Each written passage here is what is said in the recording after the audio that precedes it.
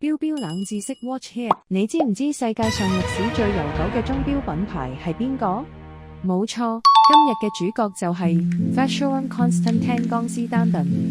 早喺1755年，創始人 Jean-Marc Vacheron 就喺日內瓦開咗佢嘅製錶工房。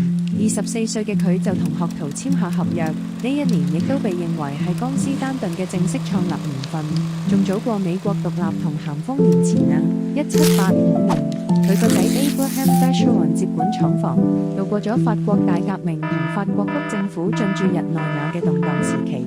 1810年，第三代繼承人 Jacques-Henri Vacheron 接管廠房，將旗下出品分銷法國同意大利。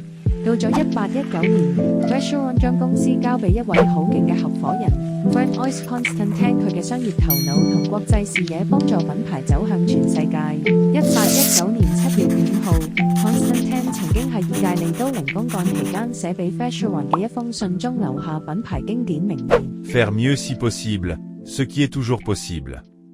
悉力以赴，精益求精。之後佢哋兩個就將廠房正式定名為Vacheron et Constantin， 呢個就係品牌個名嘅由來。我哋而家睇到嘅江詩丹頓，唔止係兩個姓氏，更加係一段超過250年細水長流嘅製錶傳奇。大家仲想知道咩腕錶冷知識呢？留言話俾我知啦！